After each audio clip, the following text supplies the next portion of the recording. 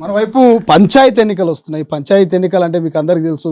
మీ హయాం నుంచి కూడా గ్రామాలలో ఒక ఒక రకమైనటువంటి వాతావరణం ఉంటుంది. పంచాయతీ ఎన్నికల్లో ఎవరు గెలుస్తారు, ఎవరు ఓడిపోతారు, పోటాపోటీ పోటీలు కనిపిస్తాయి. ఈసారి పంచాయతీ ఎన్నికల్లో కాంగ్రెస్ హవా ఎట్లా ఉండబోతున్నది?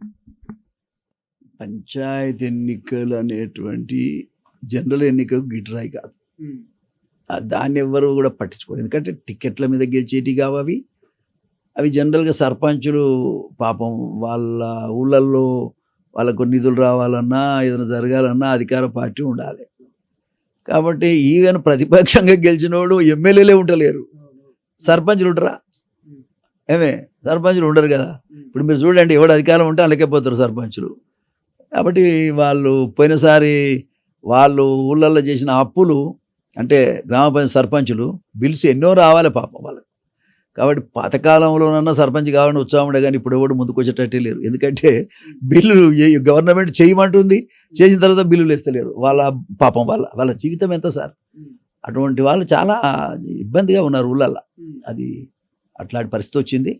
కాబట్టి ఎవరు గెలిచినా అధికార పార్టీ దిక్కే పోతారు. కాబట్టి ఆ ఎన్నిక ఏ రకంగా రాజకీయమైనటువంటి మనం చెప్పడానికి అవకాశం లేదు రాజకీయాలు దాంట్లో. దాంతో పాటు మోత్కుపల్లి ప్రస్తుత పరిస్థితి ఏంటి? భవిష్యత్తు అంటే మొన్నటిదాకా అధికార కాంగ్రెస్ పార్టీలో ఉంటే అధికార కాంగ్రెస్ పార్టీని విమర్శించారు. అనేక మంది అండగా ఉన్నారు. అటు నిరుద్యోగులు కావచ్చు, ఇటు మాదిగ బిడ్డలకు టికెట్ల విషయంలో కావచ్చు, అండగా ఉండే అధికార పార్టీ ముఖ్యమంత్రి గారిని విమర్శించారు. సో మోత్కుపల్లి గారి ప్రధాన స్టాండ్ ఏంటి? భవిష్యత్తు ఎట్లా ఉండబోతుంది? నేను రేవంత్ రెడ్డి గారిని అత్యంత ప్రేమిస్తాను, నేను గౌరవిస్తాను. అతను చాలా మాటలు, ఏ మాటలు అయితే మాట్లాడిండో అవన్నీ నా మనసులో ఉన్నాయి. అవి నెరవేర్చుకున్నాడు ఆయన. మొదట చెప్పిండు ఆయన చాలా విషయాలు, అవి ఇప్పుడు చెప్పినా ఉపయోగం లేదు.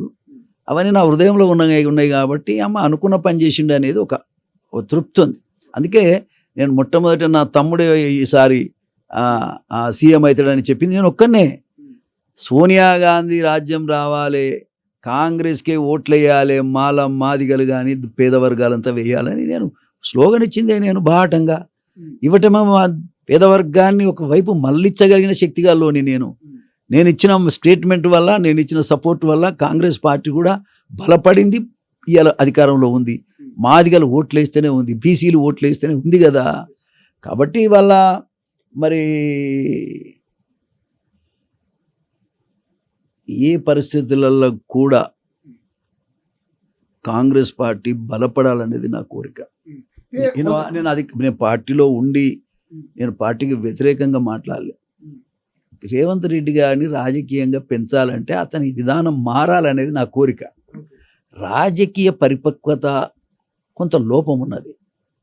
సమన్యాయం అంటే ఏందో ఆయనకు తెలుసో లేదో తెలియదు, అది చెప్పాలని నా కోరిక ఆయనకు.